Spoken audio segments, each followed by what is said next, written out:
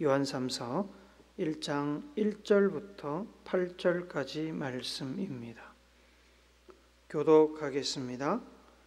장로인 나는 사랑하는 가이오 곧 내가 참으로 사랑하는 자에게 편지하노라.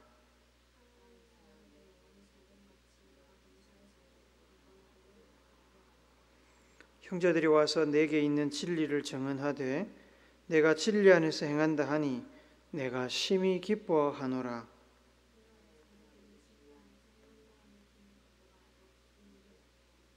사랑하는 자여, 내가 무엇이든지 형제 곧 나그네 된 자들에게 행하는 것은 신실한 일이니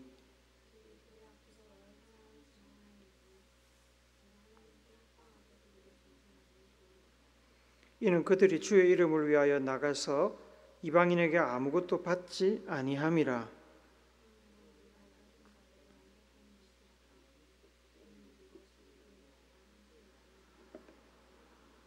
아멘. 예수님께서 이런 말씀을 하신 적이 있습니다. 마태복음 10장 25절을 같이 읽읍시다. 시작. 제자가 그 선생 같고 종이 그 상전 같으면 족하도다. 집주인을 바알세불이라 하였거든 하물며 그 집 사람들이랴. 이 말씀은 예수님께서 전도 여행을 떠나는 제자들이 전도 여행은 물론이고 앞으로 살면서 겪게 될 핍박과 고난에 대하여 언급하시면서 주신 말씀입니다. 제자들이 핍박과 고난을 겪게 될 것입니다. 하지만 제자들이 아무리 열심히 살아서 고난을 많이 겪고 고생한다 해도 예수님이 당하신 고난에는 도달하기 어렵다는 말입니다. 스승보다 나은 제자를 만나기가 쉽지 않은 것은 사실이지만 그렇다고 없는 것은 아니지요. 스승과 대등하거나 스승보다 나은 제자들이 사실 많이 있습니다. 그렇다면 예수님께서 더 많이 고생하고 더 많이 고난을 겪을 제자들도 있을 수 있음에도 불구하고 왜 이렇게 말씀하신 걸까요?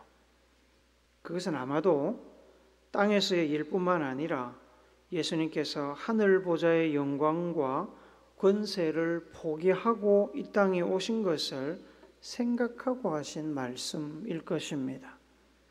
제자들, 성도들은 아무리 많은 희생을 하며 낮아져도 속된 말로 죽었다 깨어나도 하나님의 권세와 아들의 영광과 그 자리를 포기하신 예수님의 희생, 예수님의 낮아짐에 도달할 수는 없기 때문입니다. 땅에서의 일만 생각한다면 제자 중에는 예수님보다 더 큰 고난을 겪고 더 큰 일을 하는 사람도 나올 수 있습니다. 예를 들면 고난 겪은 것으로 치자면 바울이나 베드로와 같은 사도들도 예수님 못지 않았습니다. 또 다른 일도 마찬가지입니다. 요한복음 14장 12절에서 예수님께서 제자들에게 이렇게 말씀하십니다. 내가 진실로 진실로 너희에게 이르노니 나를 믿는 자는 내가 하는 일을 그도 할 것이요 또한 그보다 큰 일도 하리니 이는 내가 아버지께로 감이라. 예수님 스스로 제자들이 자기보다 더 큰 일도 할 수 있다고 말씀하셨습니다. 이것은 스승의 위치에 있는 사람들 혹은 부모된 사람들이 가장 바라는 것이 아닐까요? 스승의 위치에 있는 이들, 부모들은 자기 제자나 혹은 자기 자녀들이 자기와 같은 수준이 되거나 자기보다 더 나은 사람, 더 높이 올라가는 사람, 더 큰 일을 하는 사람이 되기를 바랍니다. 자기 어깨를 밟고 서서 자기가 올라가 보지 못한, 해보지 못한 일까지 성취하기를 기대합니다. 사도 요한에게 가이오라는 제자가 있었습니다. 가이오가 누구인지는 구체적으로 알려진 것이 없습니다만 소아시아 지역의 7도시 중에 하나인 버가모에 있던 교회 감독이었다는 설이 있습니다. 그가 직접적으로 사도 요한 밑에서 제자로서 배웠는지 아니면 교회 안에서 교제하다가 친분이 생겨서 스승과 제자로서의 어떤 관계, 영적인 아버지와 아들의 관계로 발전했는지는 알 수 없습니다. 다만 두 사람은 매우 친밀했던 것으로 여겨집니다. 사도 요한은 가이오를 굉장히 좋아했던 것 같습니다. 그래서 1절에 보시면 가이오를 부르면서 사랑하는 이라는 표현을 2번이나 사용합니다. 두 번째는 참이라는 수식어까지 붙여가며 사랑한다고 말씀합니다. 참은 진리 안에서 이 말입니다. 예수님의 진리, 복음의 진리 안에서 단순히 인사치레가 아니라 진심으로 사랑한다는 뜻입니다. 왜 사도 요한이 가이오에게 이렇게 진리 안에서 진심으로 사랑한다고 말을 할까요?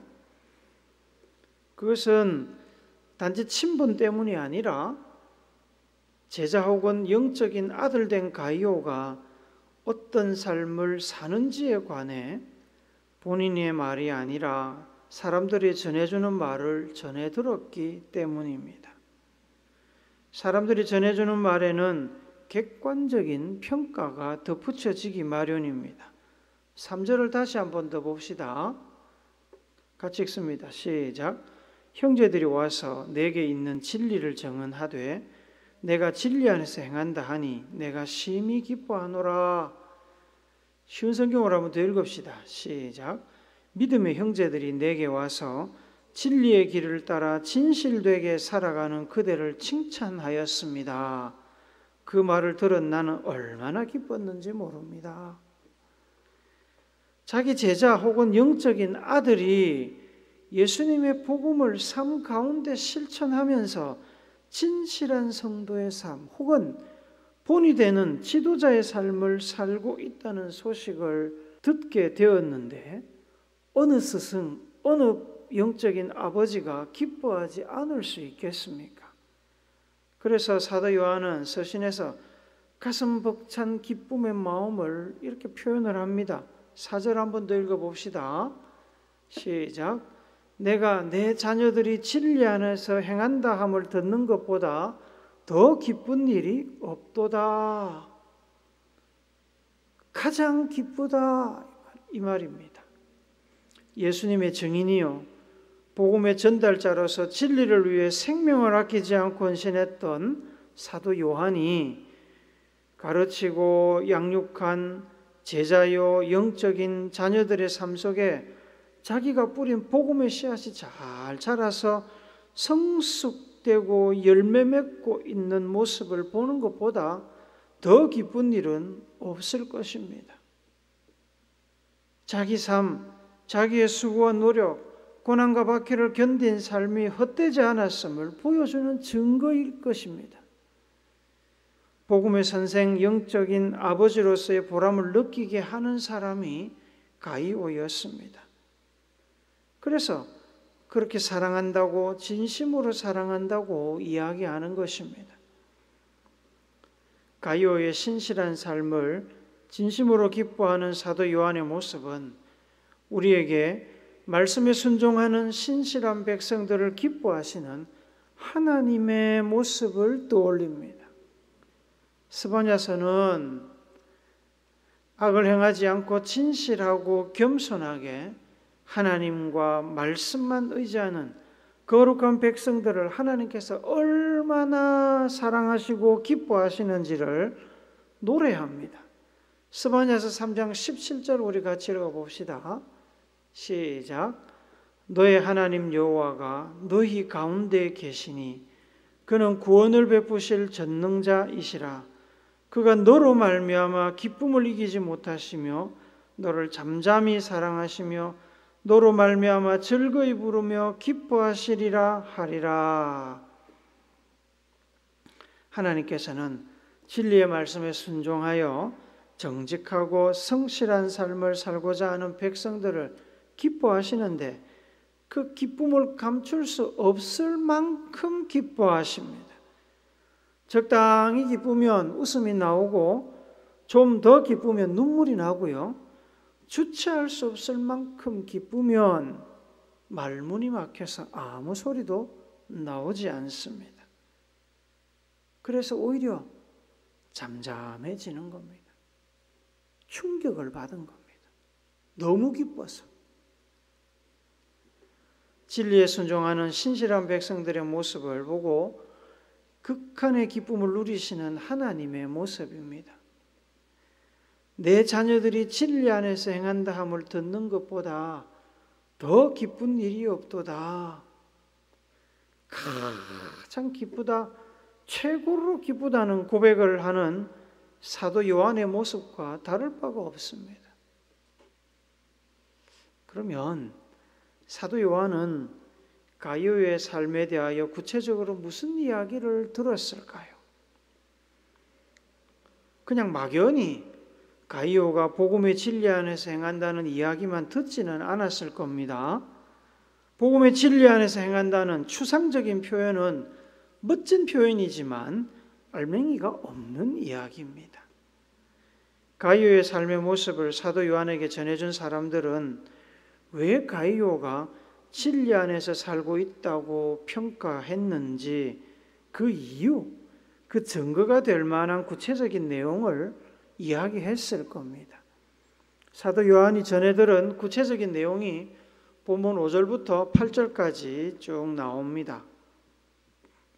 사도 요한은 가이오의 삶의 모습을 전달해 준 이들의 이야기를 바탕으로 가이오를 칭찬합니다. 5절 한 번 더 읽읍시다. 시작. 사랑하는 자여, 내가 무엇이든지 형제 곧 나그네 된 자들에게 행하는 것은 신실한 일이니. 여기서 형제 곧 나그네 된 자들은 믿음의 형제들 중에 여행하다가 가이오의 교회나 집을 방문한 사람들을 말합니다. 그 나그네들에게 행한 일, 그들을 섬긴 일은 믿음에서 나오는 하나님이 기뻐하시는 일이라고 말합니다. 형제, 곧 나그네 된 자들은 단순한 여행객일 수도 있지만 그 이상의 사람일 수도 있습니다. 7절에 보시면 사도 요한은 그들을 뭐라고 표현하냐면 주의 일을 위하여 나가서 이방인에게 아무것도 받지 아니하는 사람들이라고 소개합니다. 그들은 예수님의 복음을 듣고 회심하여 이방인들에게 복음을 전하는 전도자가 된 사람들을 말합니다. 초대교회 시절에는 땅끝까지 이르러 복음을 전하라는 예수님의 말씀을 마음에 새기고 복음을 전하며 떠돌아다닌 사람들이 많이 있었습니다. 대표적인 사람이 바로 사도들과 그들의 제자들입니다. 많은 성도들이 예수님의 부르심에 응답하여 한 곳에 정착하지 않고 이곳 저곳을 떠돌아다니며 복음을 전하고 교회를 개척했습니다. 교회가 이미 세워진 지역을 방문할 때는 교회를 찾아가서 함께 말씀을 나누며 교제했습니다. 그들을 순회 전도자라고 부릅니다. 지금도 순회 전도자 단체가 있습니다. 우리나라에도 있고 전 세계적으로도 있습니다. 영어로는 트래블링 티처라고 부릅니다. 형제, 곧 나그네 된 자들에게 행하는 것은 나그네들 혹은 순회 전도자들이 방문했을 때 그들을 잘 대접했을 뿐만 아니라 그들이 다시 여행을 떠날 때는 여행에 필요한 양식이나 금전적인 도움까지 베풀었다는 뜻입니다. 6절에 합당하게 그들을 전송하면 좋으리라고 하는 말씀이 바로 이 말씀입니다. 일면식도 없는 나그네들일 수 있지만 가이오는 그리스도의 이름으로 예수님을 섬기듯 사도들을 섬기듯 그들을 잘 섬겼습니다. 예수님의 이름으로 신앙 공동체를 찾아온 이들이라면 누구든지 열심히 섬겼습니다. 보상을 기대하고 섬긴 것이 아닙니다. 그렇게 왔다 가면 언제 다시 와서 만날지 기약이 없는 사람들이었습니다. 아무런 보상도 기대할 수 없었습니다. 아브라함이 자기 천막 앞을 지나가는 하나님과 천사를 조건 없이 섬겼듯이 롯이 소돔을 방문한 천사들을 아무런 조건 없이 섬겼듯이 그렇게 섬겼습니다. 그렇게 섬김을 받은 이들 중에 여러 사람들이 사도 요한이 머물고 있던 곳을 방문해서 교제를 나누는 중에 가이오의 신실한 삶을 소개하며 칭찬했고 사도 요한이 그들에게서 듣고 알게 된 것입니다. 마태복음 25장에 보시면 천국에 가는 비유와 함께 심판 이야기가 나옵니다. 예수님께서는 하나님께 받아들여지고 복받는 사람들에 대해서 소개를 하시는데 마태복음 25장 34절부터 36절 말씀 같이 읽습니다. 시작. 그때에 임금이 그 오른편에 있는 자들에게 이르시되 내 아버지께 복받을 자들이여 나와 창세로부터 너희를 위하여 예비된 나라를 상속받으라. 내가 줄일 때에 너희가 먹을 것을 주었고 목마를 때에 마시게 하였고 나그네 되었을 때에 영접하였고 헐벗었을 때에 옷을 입혔고 병들었을 때에 돌보았고 옥에 갇혔을 때에 와서 보았느니라. 오른편에 있던 칭찬받은 의인들은 자신들이 주님을 그렇게 섬긴 일이 없다고 정직하게 고백을 합니다. 그러자 주님이 이렇게 대답을 하셨습니다. 25장 40절도 같이 읽습니다. 시작. 임금이 대답하여 이르시되 내가 진실로 너희에게 이르노니 너희가 여기 내 형제 중에 지극히 작은 자 하나에게 한 것이 곧 내게 한 것이니라 하시고 가이오는 아무런 대가를 기대하지 않고 나그네들을 예수님의 이름으로 예수님을 섬기듯이 섬겼습니다. 예수님이 재림하시면 천국을 상속받을 일을 하고 있었던 것입니다. 예수님이 가장 중요하게 여기셨던 이웃사랑을 실천하고 있었던 겁니다. 그렇게 조건 없이 나그네를 섬길 수 있는 사람이라면 공동체와 이웃을 섬기며 살았을 것이고 다른 말씀도 순종하려고 노력했을 것입니다.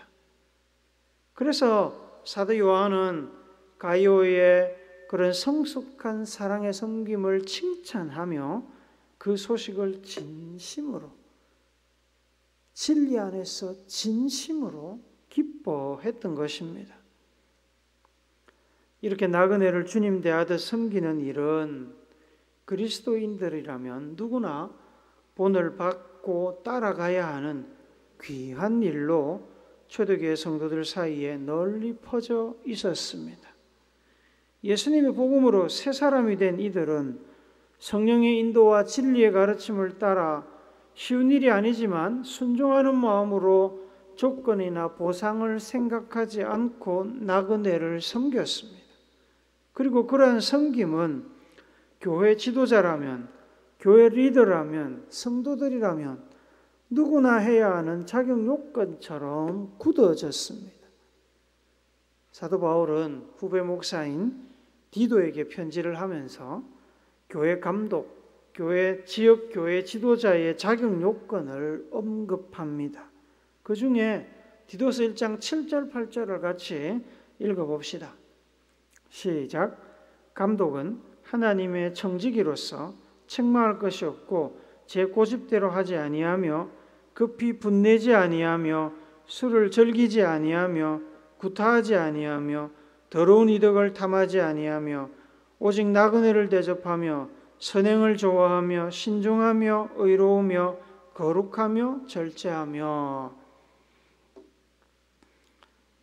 나그네를 대접하는 것이 교회 감독의 자격 요건이었습니다. 그뿐이 아닙니다. 바울은 디모데에게 보낸 편지에서는 교회가 적극적으로 후원해야 될 그 참과부의 조건을 언급하면서 이렇게 이야기합니다. 디모데전서 5장 10절도 같이 읽어봅시다. 시작.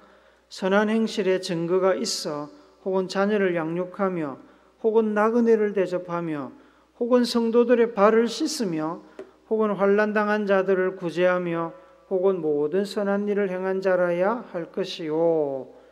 나그네를 대접하는 일은 진리를 위하여 함께 일하는 자가 되어 선교 사역에 동참하는 일이고, 연약한 자들에게 자비를 베풀어 예수 그리스도의 사랑의 정신을 실천하는 일인 동시에 예수님을 섬기는 일이기도 합니다. 이 나그네를 대접하는 일은 그리스도인이 사랑을 표현하는 가장 대표적인 일이었습니다. 모세는 신명기 10장에서 이스라엘 백성들에게 여호와 하나님을 소개하면서 이렇게 이야기합니다. 신명기 10장 17절 18절을 같이 읽습니다. 시작. 너의 하나님 여호와는 신 가운데 신이시며 주 가운데 주시여 크고 능하시며 두려우신 하나님이시라. 사람을 외모로 보지 아니하시며 뇌물을 받지 아니하시고 고아와 과부를 위하여 정의를 행하시며 나그네를 사랑하여 그에게 떡과 옷을 주시나니. 특별히 하나님은 고아와 과부를 위하여 정의를 행하시며 나그네를 사랑하신다 라고 소개합니다. 그리고는 백성들에게 이 하나님을 본받을 것을 요구합니다. 10장 19절도 같이 읽습니다. 시작. 너희는 나그네를 사랑하라. 전에 너희도 애굽 땅에서 나그네 되었음이니라. 이스라엘 백성들도 애굽에서 나그네로 살면서 여러 가지 고초를 많이 겪었고 광야길에서도 많은 고생을 했습니다. 그래서 누구보다도 나그네의 힘든 삶을 잘 알 테니까 나그네를 만나거든 나그네를 보거든 이심전심의 사랑으로 잘 돌봐주라는 말씀입니다. 신약교회에서 나그네를 대접하는 것이 특별히 중요했던 이유는 복음이 나그네된 전도자들을 통해서 전해졌기 때문입니다. 이방교회는 나그네된 전도자들에게 복음의 빛, 사랑의 빛을 진 사람들입니다. 갈라디아서 6장 6절은 우리에게 말씀합니다. 가르침을 받는 자는 말씀을 가르치는 자와 모든 좋은 것을 함께하라. 나그네된 전도자들로 인해 예수님을 만났고 구원의 은혜를 받았으니 그 받은 은혜를 나누는 것은 당연한 일이었습니다. 당연한 일입니다. 예수님께서는 제자들을 전도 여행을 보내면서 치유 능력을 주셨습니다. 그 능력으로 다른 사람들을 치료할 때 대가를 요구하지 말고 그냥 고쳐주라고 하셨습니다. 그때 이렇게 말씀하셨습니다. 마태복음 10장 8절을 같이 읽어봅시다. 시작. 병든 자를 고치며 죽은 자를 살리며 나병한 자를 깨끗하게 하며 귀신을 쫓아내며 너희가 거저 받았으니 거저 주라. 너희가 거저 받았으니 거저 줘라. 성도들은 전도자들로부터 복음을 거저 받았습니다. 복음을 통해 예수님의 사랑을 거저 받았습니다. 그러므로 성도들은 거저 받은 복음을 거저 나누어 줘야 되고 거저 나누어 주는 일을 위해 전도자들을 섬기고 받은 사랑을 누군가 필요한 이들에게 거저 나누어 주어야 하는 겁니다. 성경에서 고아와 과부, 나그네는 하나님께서 자주 언급하시는 대표적인 약자들, 누군가의 관심과 도움과 사랑이 절실히 필요한 대표적인 사람들입니다. 예수님께서는 갚을 능력이 없는 이들에게 은혜와 사랑을 베풀면 그것이 천국의 복이 된다고 하셨습니다. 누가복음 14장 13절 14절 같이 읽어봅시다. 시작. 잔치를 베풀거든 차라리 가난한 자들과 몸 불편한 자들과 전원자들과 맹인들을 청하라. 그리하면 그들이 갚을 것이 없으므로 내게 복이 되리니 이는 의인들의 부활 시에 내가 갚음을 받겠음이라 하시더라. 의인들의 부활 시에 주님이 재림할 때, 우리가 천국에 들어갈 때 우리가 되갚지 못하는 사람들에게 베풀었던 것이 우리에게 갚음이 된다고 하십니다. 누가 갚아 주십니까? 하나님이 우리에게 갚아 주시는 겁니다.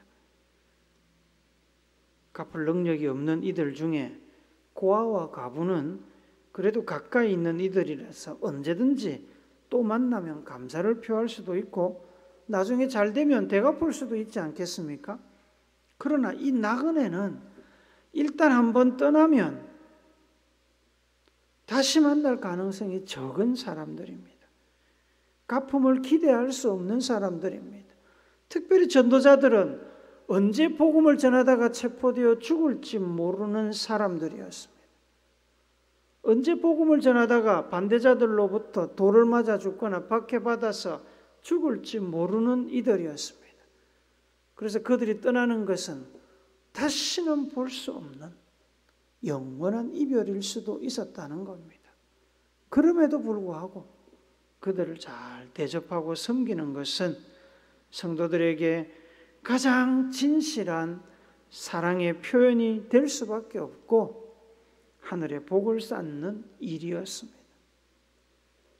사랑하는 여러분, 사랑을 강조해서 사랑의 사도로 불렸던 요한에게 나그네를 잘 대접했던 가이오의 소식은 사도 요한이 제자들이나 성도들에게 기대했던 가장 귀한 열매였고 가장 반가운 소식이었습니다.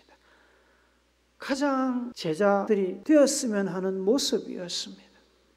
그것은 단지 사도 요한의 바람을 넘어 이웃사랑을 가장 중요한 계명으로 여기셨던 예수님의 바람이었고 가르침이었습니다.